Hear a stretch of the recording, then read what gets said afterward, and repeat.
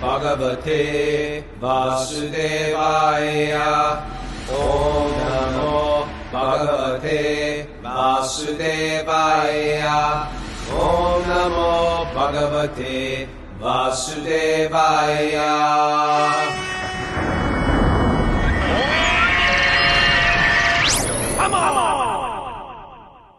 Live from Villa Vrindavan, Italy, this is Wisdom of the Sages, a daily spiritual podcast that makes ancient wisdom relevant today.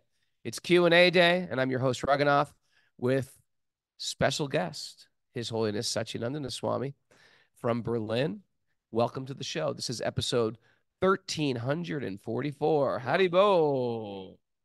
It's a lot of episodes. Maharaj, so happy to have you here. Same. It is a wonderful retreat here in the midst of the Toscana with many spiritual impulses that we catch. It is a quite a wonderful mood and a very welcoming, and you're the perfect.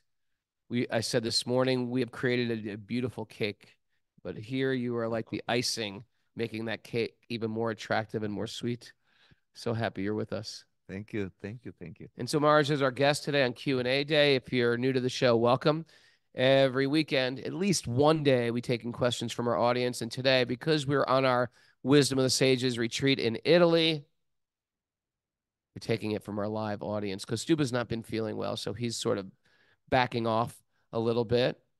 And we're praying for speedy recoveries. He's here in the audience witnessing, giving us his blessings. Haribo. So, any announcements, Miss Mara, before we go further? Yeah, we have Bhakti Recovery Group meetings today at 9:30 a.m. Eastern Time and 7 p.m. And tomorrow's show will also be at this time, 6 a.m. Eastern Time. It's so beautiful to hear you instruct Jiva, give Jiva advice and direction. The Bhakti Recovery Groups live here are very, very powerful. Sometimes people leave the retreat going, oh, yeah, the Bhakti Recovery was the best part of the retreat. And I always get a little angry, a little jealous, a little envious.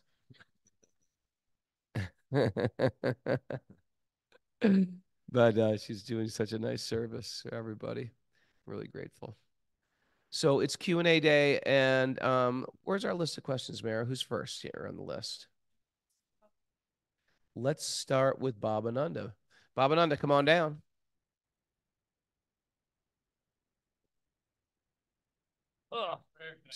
You can sit right with us and look right in the screen right there so we can see yourself.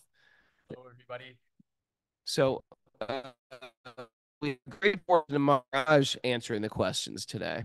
And Babananda is a longtime listener to the podcast. You've traveled with us before. And you're an old school Hare Krishna devotee, but I want you to speak right in the mic and look at yourself in the little box on Zoom so we can make sure you're on camera. Okay, you got to lean in a little bit. So tell us your story, how you get into Bhakti. How I got into Bhakti? Well, I can say that I'm very glad to see Maharaj in yellow today and yesterday and when he arrived, because that is my first recollection of meeting devotees, was in the Western Prairies in Canada. When I was 10 years old in 1967, I saw devotees on the street corner singing and dancing. And even in my 10-year-old mind, I could recognize that there was something very important that these people were committed to make them be so unconventional and to dress in these yellow bed sheets. And then I have to admit, it took me some time to determine for myself what that was. But so this goes back a long time. Wonderful. So I'm dressed in memoria. Nice. But then you lived in an ashram for a while? I did. In 1978, I was in the Bhakti program for a short period of time in Los Angeles, as a matter of fact. Yeah. And I came out to material life and drifted in and out of Bhakti over those years. And since meeting Raghunath about 6 years ago, I keep getting drawn in closer and closer each year. How did we meet? We met at a yoga and music festival in the Catskill Mountains, I think 6 years ago. You were the first presenter of a yoga program. And so I thought, who's this Raghunath guy? Sounds interesting. I will go there to his yoga class. And after the first one, I knew this fellow has something. And I canceled all my other classes to go to every other one that he had. Hare Krishna. I didn't know that. Yeah. Anyway, that's great. You know, it's like Krishna gets, you've seen this, I'm sure, Maharaj. Krishna sets the hook, like the fishermen. They set the hook and then let you run with the hook for a while. And then the fish eventually just wears out. The material world gets exhausting. And then Krishna starts to reel you in. Yes, yes, yes. That's a known technique. Yeah, so thank you for having me up for my question. And Maharaj, I have had some very recent tragedy in my life. Just less than 2 months ago, I lost my partner of 40 years, and she was at the end of a very long physical illness. So I was with her at her passing, and it was very magical, very beautiful, and she was very happy. I don't have a lot of issue in coming to terms with that. However, very soon after that, I also lost my adult daughter, who was apparently now at the end of a very long mental illness. And she had a life, at least for the last 15 years, that had no happiness in it. She had pain and she had suffering. And this was very difficult to watch, was her in such a traumatic state most of the time. And everything that I did, I could not bring her out of it. And so she just decided that it was time for her to leave this material planet. And it's a tragedy, not only for the loss of a young person, but in the sense that she had to live for so many years in such a desperate state. And when I hear of other people's comments and myself's, what I hear most often is, at least she is not suffering any longer. And from a dharmic perspective, people say, well, this life didn't work out. Maybe there'll be better luck next time. So I'm wondering, of these two thought pathways, are either of those legitimate from a Bhakti or Vaishnava sense in our tradition? Do I get it right? Did she leave this world by her own hand? By her own accord, yes. Yeah. Yeah. I mean, there are two perspectives. The first is there is pain, and we should acknowledge it and not philosophize it away. There is an amazing pastime in the Mahabharata, the big war, where Arjuna's son Abhimanyu is brutally killed by 6 powerful Kaurava generals. And really the word brutal has to be used, unfortunately. It was unfair. It was 6 of the most accomplished warriors against one youth. He was young. Now, when this happened, Arjuna didn't um, uh, sit on the side and philosophize the coming and going of the soul and so on. He was in profound grief.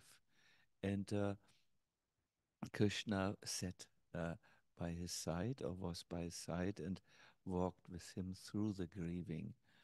Um, I have seen this in great masters. They have grieved for people who have gone through such suffering, and they had been questioned by their students. You are so exalted. Why do you cry a tear over the living and the death? You should be impartial. The soul is eternal and just wanders on. But then these great masters have said, you have not understood. So yes, this human grief is part of this life, but there is a parallel wrote also. Uh, in fact, as we go through life, we have to remind ourselves constantly that we live in parallel realities. Unfortunately, one of these realities is switched off for most of the people. But while we undergo our human stories, where there is happiness and distress, grief and celebration, while all this goes on, there is the eternal soul for whom there is no birth, nor is there any death. So let the human side in you cry and feel grief, and let the awakening spiritual side understand, well, the soul is unaffected by this coming and going. You have to live with parallel realities. If you only live in one, while you have your legs in two, one in the human, one in the spiritual, you do injustice, and you might develop into a person who is not connected really with the two realities. There are these two realities. So very practical. Yes, it is a pity when someone is so desperate that with their own hand, which usually feeds the body and serves the well-being of the body, they act against each other. There is a lot of desperation, and there are few things you can do to now benefit this soul. And let's look on where we have influence, where we can do an input. Let us not be overcome by grief alone. One thing is, you can definite. How long is this back when you left? You lost your daughter. How long ago? Yeah, 6 weeks. 6 weeks, not so long. So you can ask good priests who know how to do these things to do a little homa, a little yagya, and then this will the benefit will go to wherever she is and help her in her next new start, so to say. That is something very, very beneficial. You can also, on your own, as the father, give the fatherly blessings. You can sit down at a peaceful time, perhaps in a sacred place, like there is a beautiful temple room here, but you can also do that at home. Remember your daughter, and remember uh, the Lord. And then in this triangle, you, your daughter, the Lord, in the safe triangle, when you put your prayers, whew, they are very powerful, even post mortem, when the person has gone. That is what you can do. So let a yagya be performed. You can see there are many good priests in the Bhakti tradition who can do this for you. And on an individual note, do the prayer triangle. You, with a good intention, the person for whom you pray, and then the Lord. This is very powerful, very powerful. I have seen with this triangle miracles. Mothers who couldn't give birth, whoop, the birth was coming. Uh, yes, and people who had illnesses, had recoveries, which they call in medicine spontaneous recovery, that the very quick, and so on. And all this.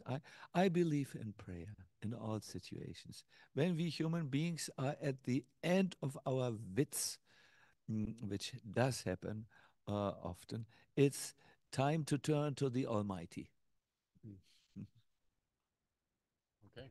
Thank you very much. And I really appreciate your comments. And one of my intentions for our retreat here was to associate with friends and devotees and exalted persons in order to help me gain the emotional capacity to undertake such practices if you have recommended.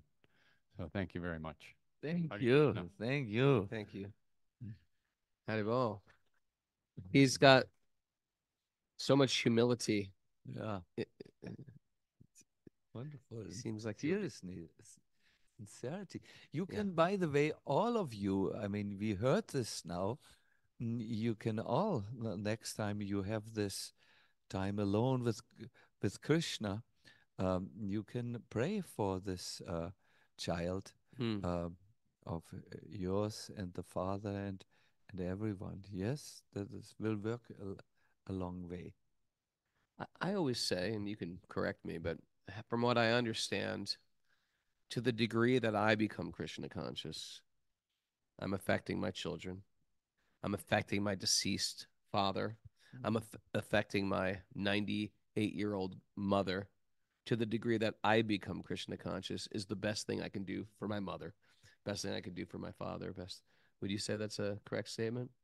Yes, when my father was on his deathbed, I was in Vrindavan, India, a sacred place. I asked, should I come and be of assistance? And he said, "Mm, guess what?"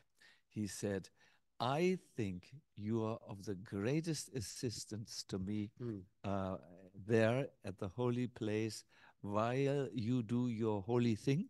Wow. You know, Father has such expression because I can feel the benefit already coming from there to me. Hmm. But you go a step further. Yes, there are statements in the scriptures that if someone does become Krishna conscious, then so many generations before him and after him, Hmm. that is your children, they all derive the benefit. They are, so to say, electrified with spiritual benefit. Because there's connection. There's Yeah. connection, yes. It's like what's the goal of what we do anyway? To love and serve the devotees.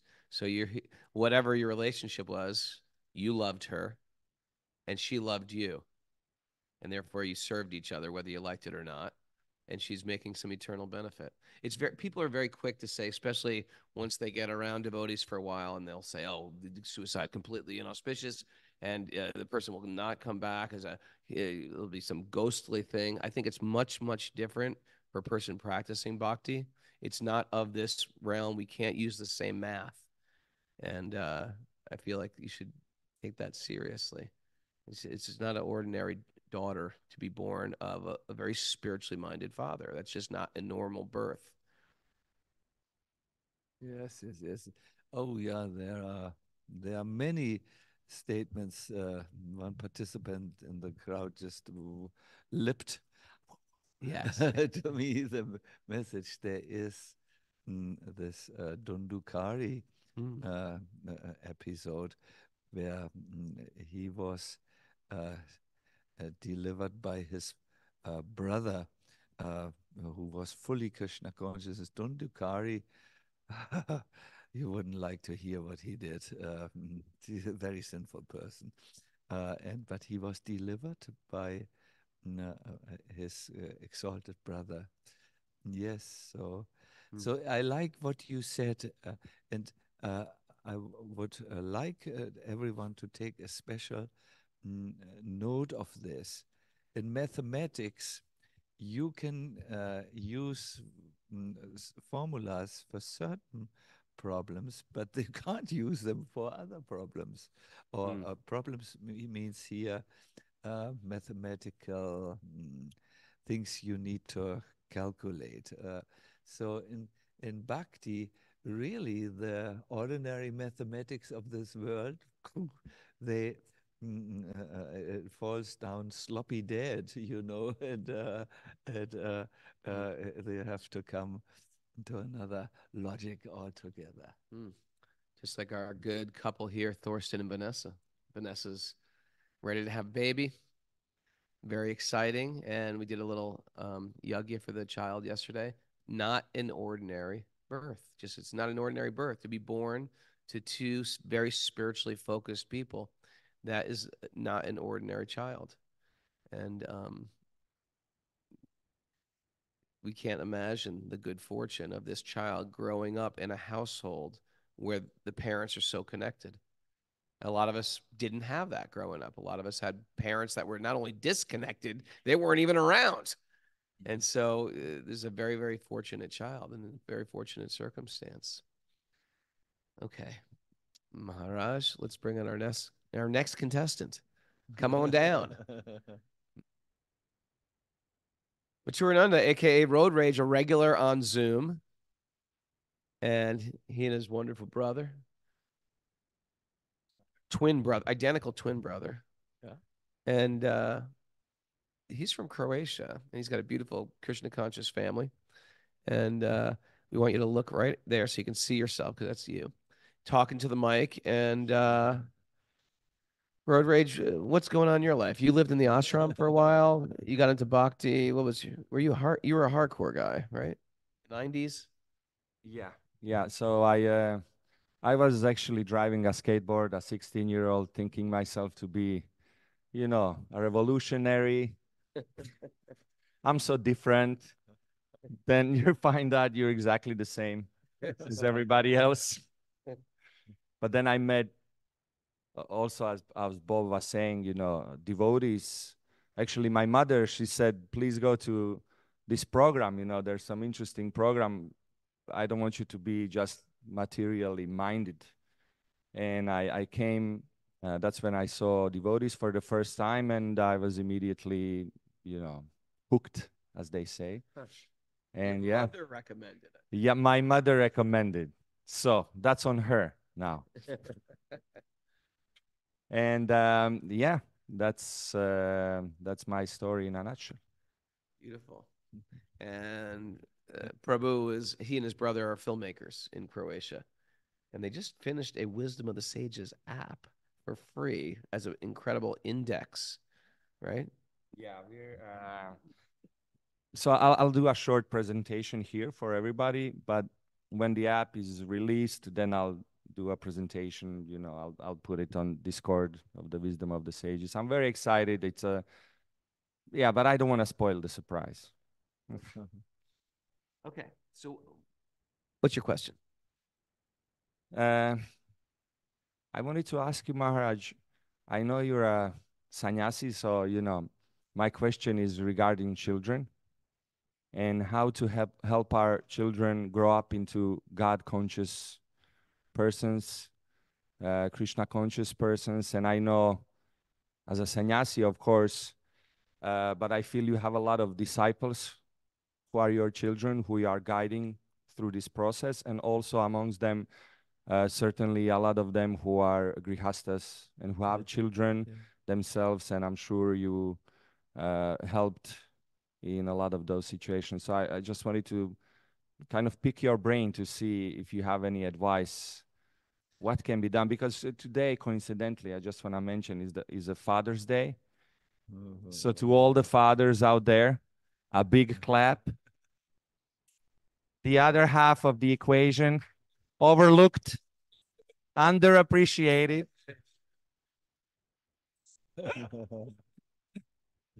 So yeah, thank you, Maharaj. And especially perhaps because he doesn't live in a devotee community, say. He lives on his own. He's a professional. What have you seen? You have a lot of disciples probably that are grihastas. Yeah. I mean, there is one principle. You have to find something that interests the children. You can't present anything spiritual as you think it is interesting.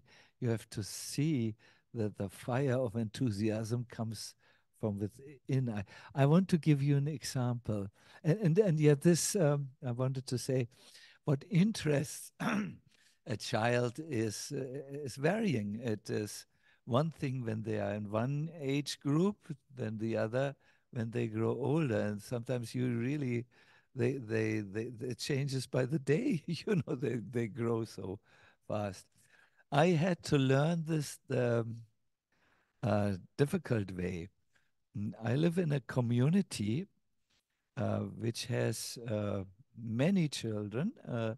It is, I think, it is the greatest community in Germany, and in terms of members and so on. Mm, Maybe now the Singhachalam farm has even more, but it is an important community. Mm, and the parents said, why don't we have a spiritual education for our children? And the best one is the Swami to teach them. So every mm, mm, sometimes weekly, sometimes bi-weekly, I had something like a Sunday school for the children. I was teaching them little stories, usually from the Bhagavatam, and I was taking questions. Who is married to the five Pandavas? And I would ask these things, and the children were almost wrestling who could answer this question. They were. I had them. I was, and so on. And then one day I noted that the attendance had thinned out. I thought, well, sometimes it happens. But then I noticed how some of the children began to look at mobile telephones while I was trying to to interest them in spiritual things. And as I continued, I saw that my style of teaching and presenting was no longer capturing their interest. And at that time, I said to the parents, I'm losing my audience. I can feel it. Um, I think we should discontinue and do something else. But they were so attached that I do it, and it had gone very well. I mean, very well. They came back home and told the stories to the parents and so on. Um, so I have a soft heart, and I was um, forced by the affection of the parents to continue, but that was not the right thing. I was simply no longer able to catch the interest. I had lost against TikTok and all these interesting groovy things that children had. Then I noticed, I believe Raghunath had the same thing with his children. How can I catch the interest of the children? And I think you are the best one to talk about it. I noticed your children, the two boys became Mridanga lovers, which is something which boys like, to beat on drums is very attractive to them. um, and um, and so on. And you have these you invite them to come on the retreats, and I think there is also an adventure park. Maybe they go to an adventure park or something. You have to somehow figure out what is of interest in your two beautiful girls, and they are so wise and so alive, these two girls of Mathurananda. And then you need to see where can you supply something where they can also be exposed to spirituality. And one big thing, I end with this, and then Raghunath, you as a father should speak. One thing is, if they have friends, that always works, because children, they just, yeah, they want to be good with others. They need friends and who speak the same language, who like also wrestling when they are boys, or if the boys wrestle any longer. We as boys wrestled, and so on. And this point about interest is so interesting.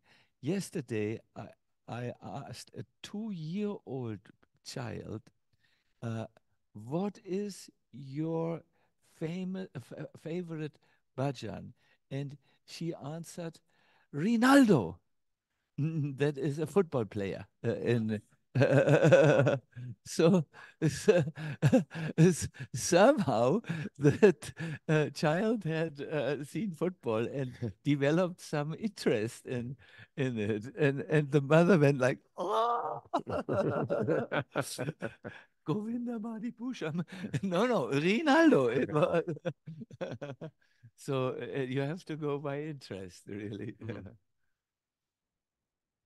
was good.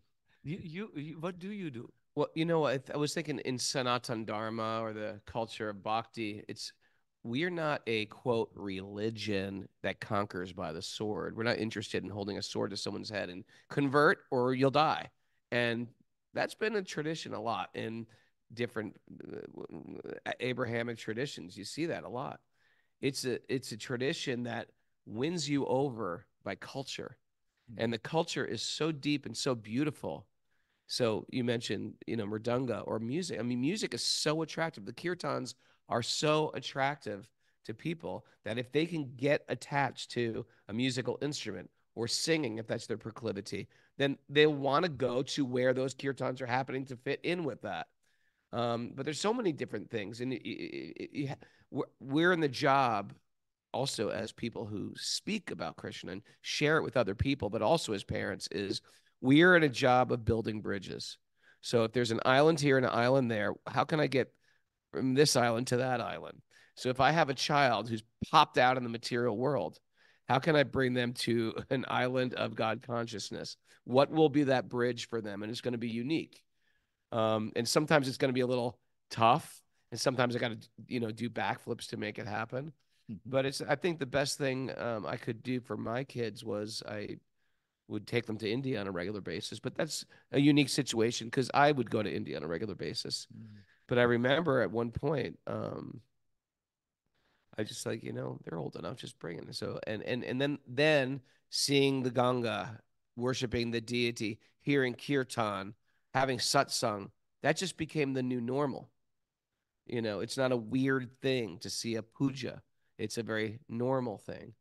And ultimately every child has to sort of fly their own plane. Every child we bring in their world, we hope for the best for them. I think everybody feels that way. We want to give them what we hold precious. But really there comes to a point in the child's life where they say, Krishna is for me. It's not like I just want to do this because my parents are doing it. This is for me because Krishna is my Lord. And so that's up to them, really. All we can do is sort of like encourage them the best we can. But I did get to a point in my life where I was going out and doing a program here and then taking a group to India there and then doing a retreat for a weekend here. And it was divorced from my children. And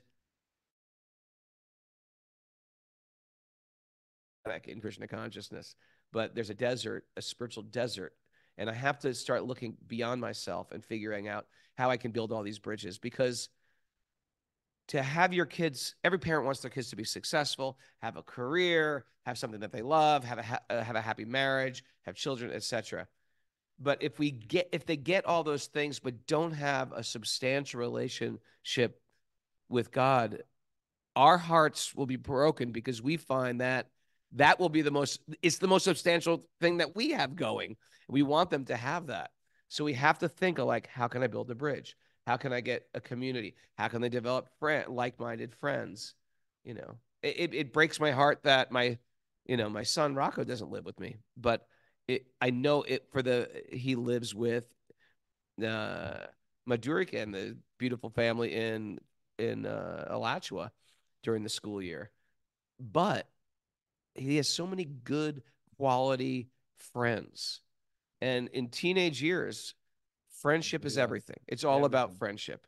And when they're friendship of good caliber, like here's Kishore right here, he's of good caliber, you know?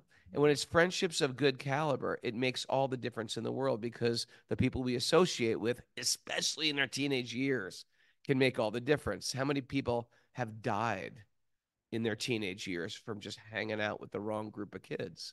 Or their life takes a radical hairpin turn from the sweet kid sitting on your knee, and all of a sudden somebody's in prison, somebody's dead. So it happens all the time. So we have to be thinking like this. I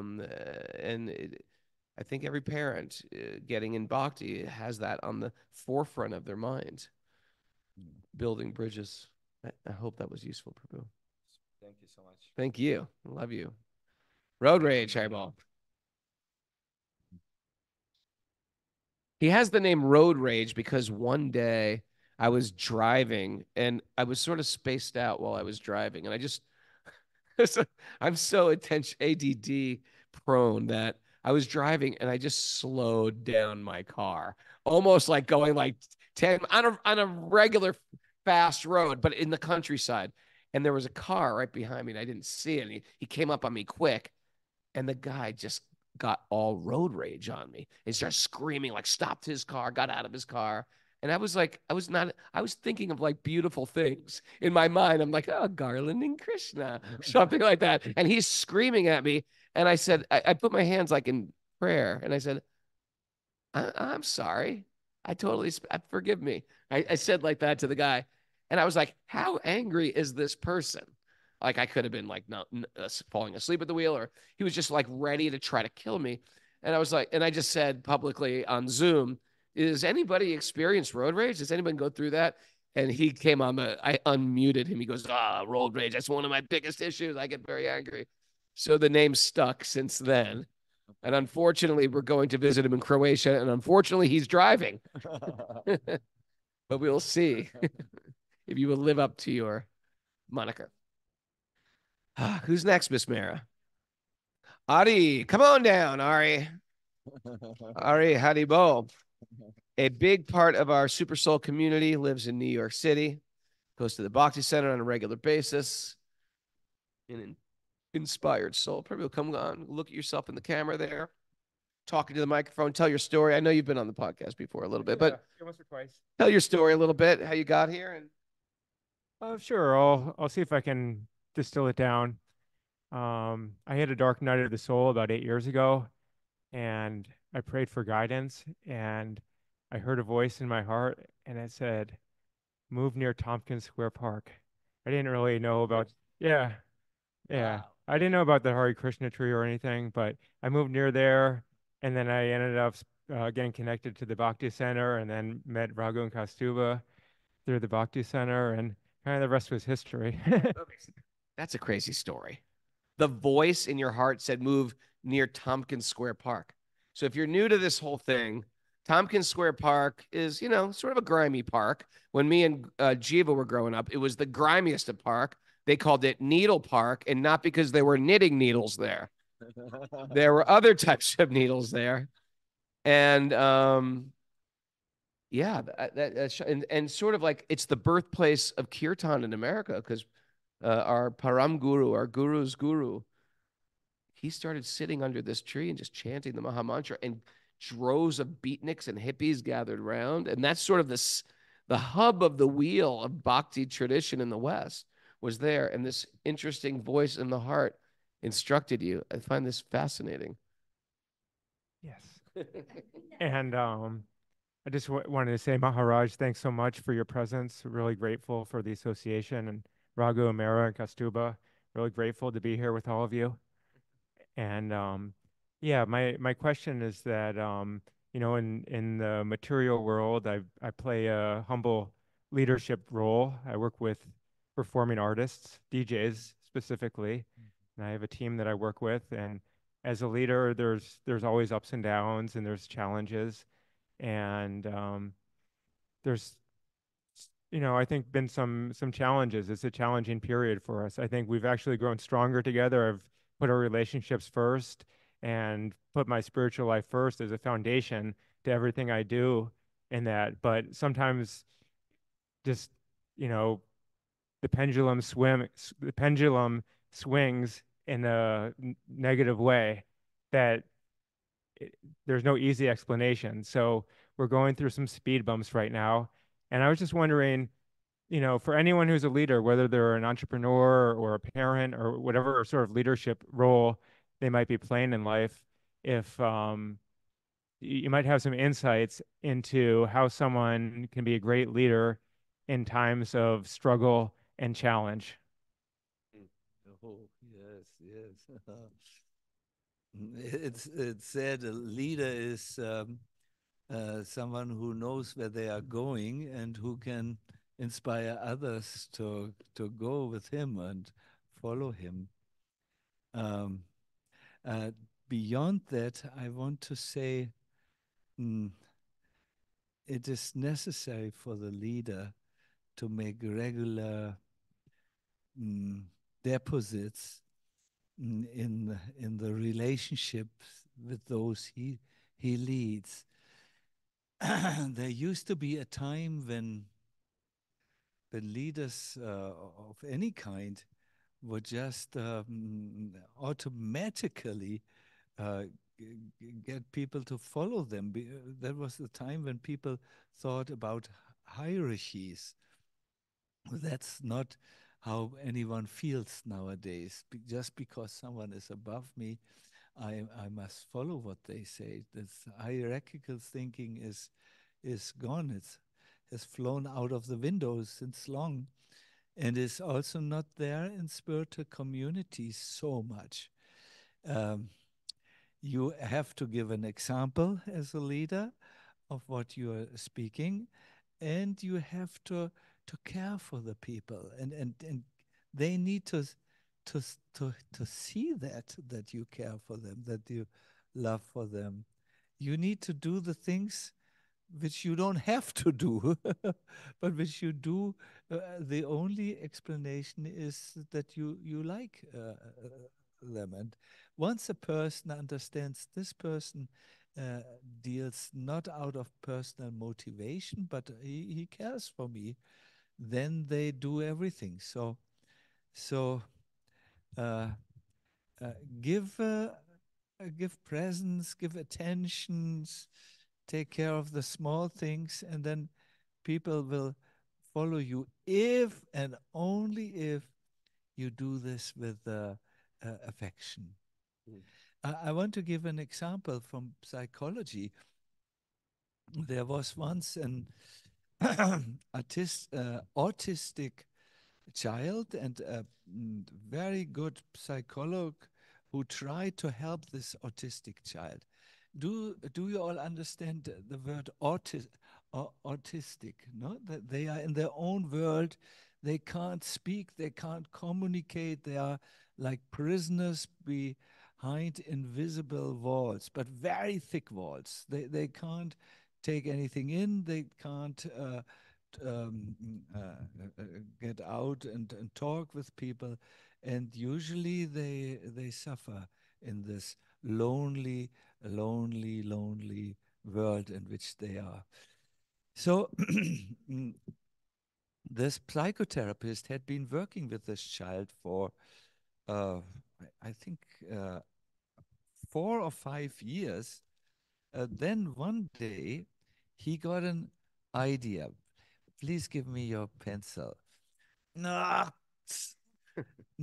he he took a pencil like this and he threw it to the child like this, and he said, "Give back the pencil." And the child reached out of his own little world, took the pencil, and gave it to the psychotherapist. The psychotherapist cried, "Wow, now a hole has been drilled through the dam. Now soon he will come out." And yes, the child was cured after this because he could reach out. This was the first time in his life. So he went to an international conference 1 year later and presented his discovery. And his discovery became known as the pencil therapy. All the psychotherapists who were there, 2000, went back and knew, we know the cure for autism. It's the pencil therapy. Uh, mm, how many successes do you think they had? None. Not only, not one single one, because it was not the pencil, it was the love behind it. And they had, he had worked 5 years with this handicapped child. The pencil was on second place. The love was on first place. And I believe really very strongly when you give your employees or the people who work with you in your DJ company, if you give them a little attention with a loving heart. And here I must say that's possible when you see them with the eyes of a Bhakta. You see them as part of Krishna. You see that they need to have some contact with Krishna, and really in that way they will all become they will become. I live in a very difficult area in Germany. These people all choose, not all, but many choose right wing parties, and but because I care for my neighbors, I'm living there, and I'm having a friendly word for everyone. One neighbor has built a bench for me where you can do your meditation and all these things, on this bench, and because it's the affection which you bring into the thing, and the Bhakta can do it. He can even have sympathy for people he would never associate otherwise, because he sees them as as family, brothers, sisters, of related to Krishna. So yes, so don't just bring a pencil with you. Bring the pencil method will not work. The affection has to also be there. Bring the love. Yeah. Thank you, Ari. Thank you, Maharaj. Thank you. Thank you. Thank you. That was nice, Maharaj. It's sort of the motivating force between in everything that we do. Almost like that's sort of the goal of what we're trying to do. Yeah, and it works, and this is the only thing which works. Everything else is a pain in the neck. Okay. Well, that's all our questions we took. Does anybody else have a question that didn't get to ask a question? You can come on down now. Yours is too intense.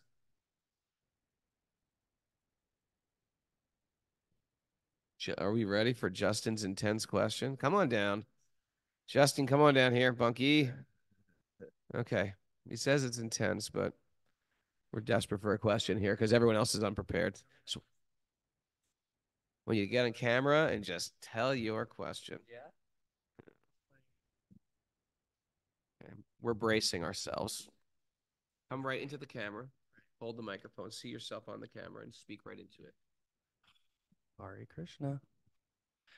Haribol, everybody. Hare Krishna Maharaj. I'm back with another groundbreaking question. So, prior to discovering Bhakti, I was a very, let's say, a very accomplished not the word. Let's say avid psychonaut, which a psychonaut is a person who explores the mental psychic realms, like the dream realms, through psychedelics. I did a lot of psychedelics, and I'm not exaggerating when I say that. I was a huge experimenter. By the grace of Krishna, I always came back, and I didn't I went really far, but I always came back and I didn't do any permanent damage, which is wonderful.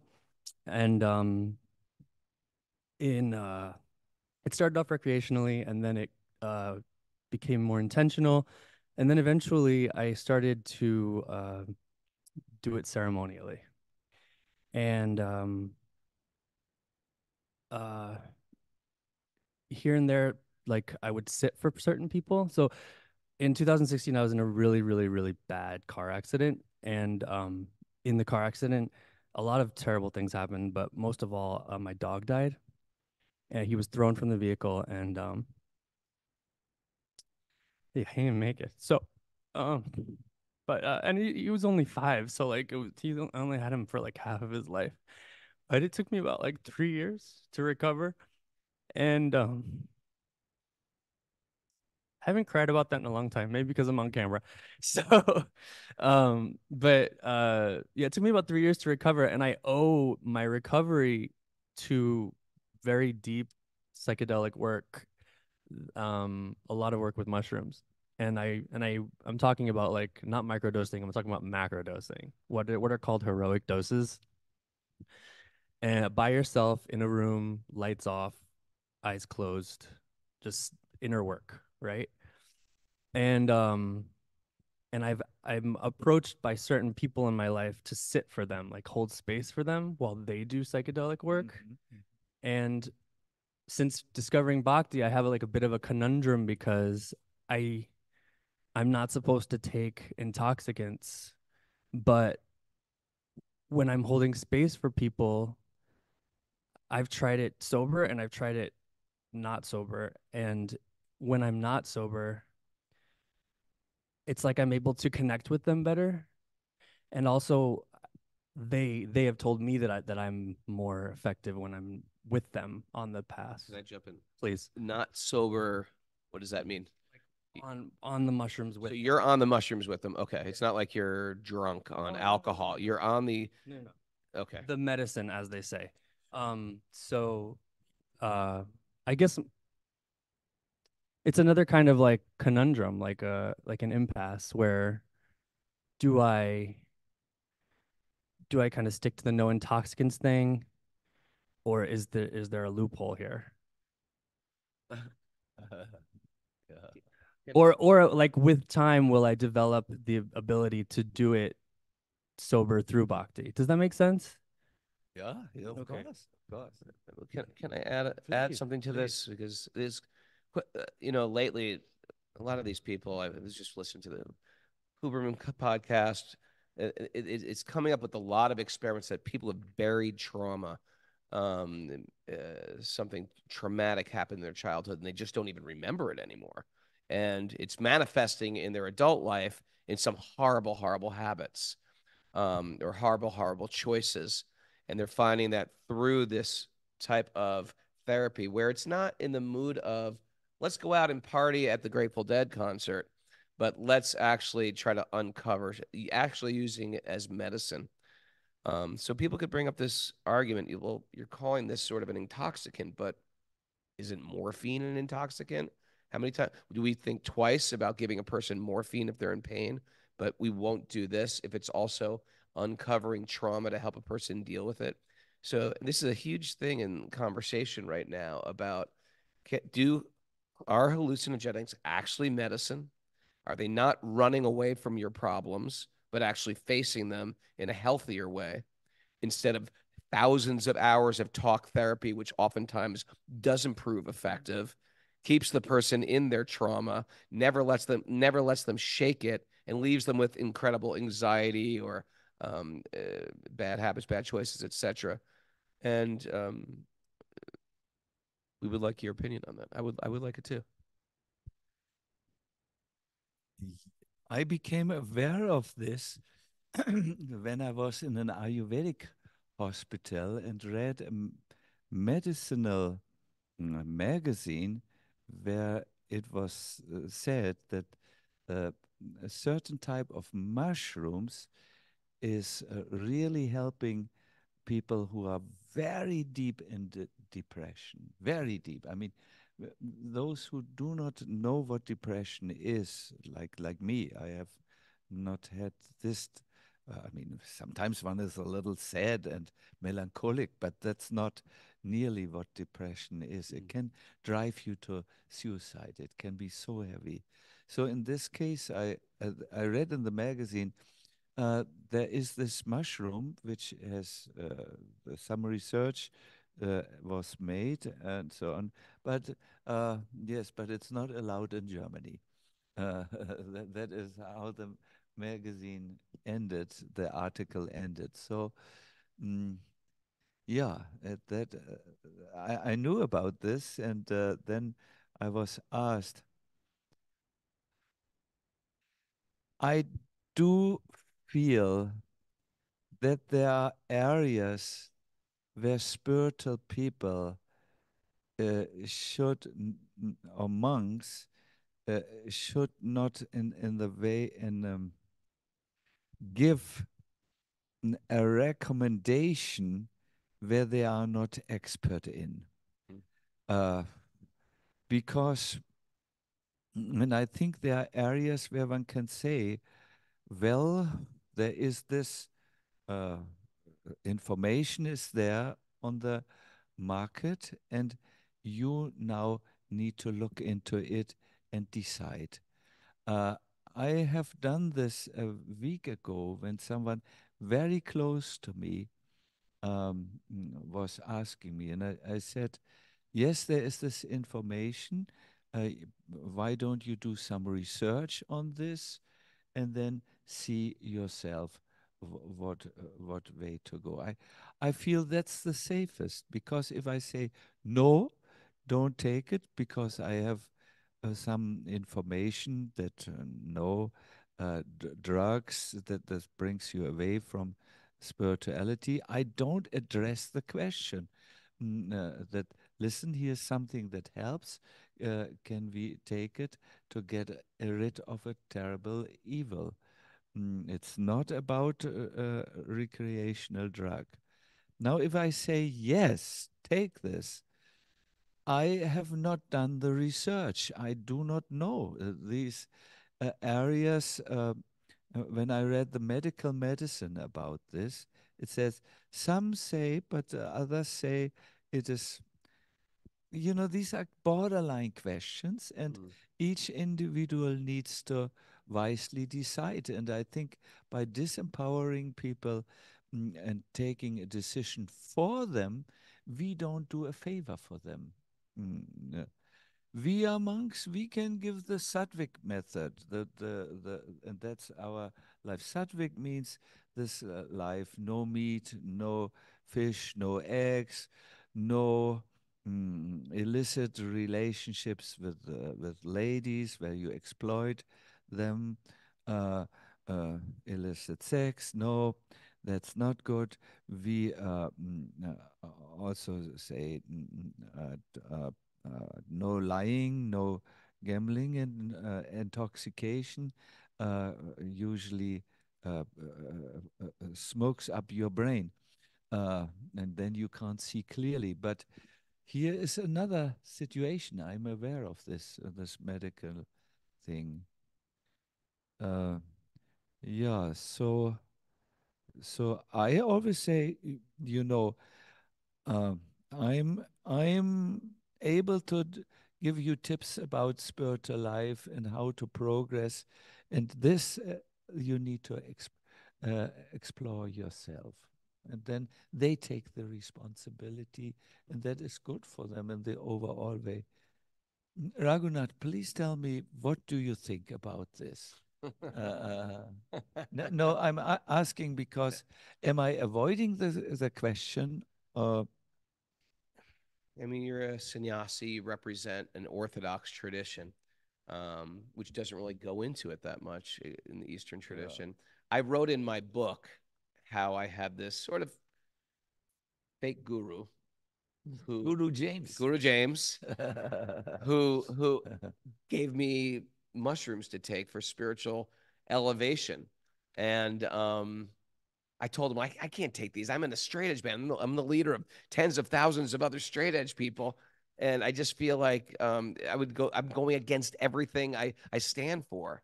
And he said something like, what do you know about the ways of the mystic masters. And I was like, I know nothing about that. He goes, that's what I'm saying. And I said, I just refuse to take these for a type of sense gratification and recreation. He goes, it's not for sense gratification or recreation. It's for spiritual insight. And I was like torn, and I took them. But I took them in, like you said, ceremony. Now they use the word ceremony. I just locked myself in a room and chanted the mantras he gave me, which was some Buddhist mantras. And my realization was everything those Hare Krishna people told me is completely correct. That was my conclusion. So I brought that to my teacher at the time, who was a devotee and a senior devotee at the temple in Brooklyn.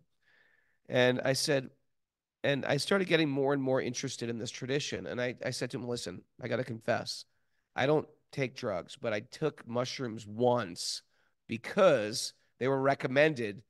But the mushrooms ended up telling me that I should be doing Krishna consciousness. So why is it so bad? And he goes, maybe I need them for enlightenment. And he said something very beautiful. He said, never mistake the flute for the player of the flute. I thought that was such a great thing. Like, God is behind those realizations ultimately. It's not, and you can, and I strongly believe you don't need anything external to become God conscious. I don't think it's, you can find it all internally. That being said, I don't know what you said about depression and how low people can go, or chronic pain and what it's like to live with chronic pain. Those are things I have no experience of, and those are things that they say it helps with. And so I'm in no position to give, but I will say if I was in chronic pain, I might explore it, especially before I explore morphine or oxycodone or things that are highly addictive. I'd like to pass this on to Kastuba. I'd like to dump this on Kastuba's lap. But and I've never had, as far as I know, traumatic experiences in this lifetime.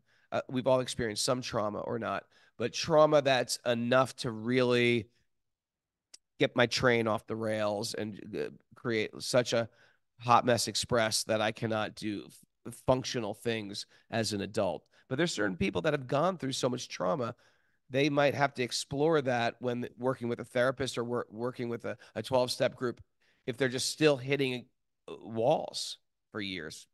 I don't know enough about that, but it's something I personally wouldn't consider a sin. You know, if you've tried, I think God knows our intentions.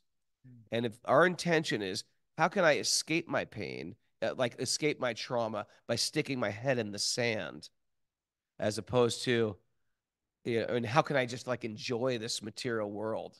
That desire to enjoy the material world as the controller, as the master, being God, is one mental conception. But how can I move forward in my spiritual life, even on my deathbed where my body's riddled with pain? People can also, devotees can also argue you shouldn't take any morphine. You should just be there, feeling the pain and calling for Krishna. And I've met devotees who have done that. And I've met devotees who've, like, I know in my life, when I experience even a wicked headache, I can't chant. I can't do anything functional except, scream. It's not bringing me closer to God. Yeah.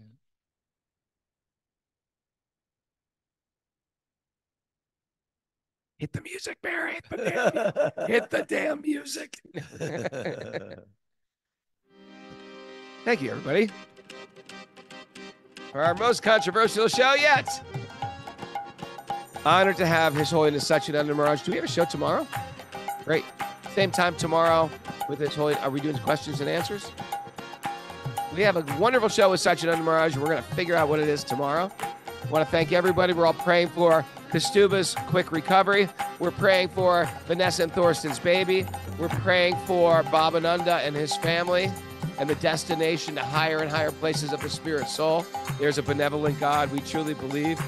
And devotee children and devotee spouses are not ordinary. We're also praying for everybody in this room right here. And we're praying for Bunky. Harry Ball. Praying for Bunky as well.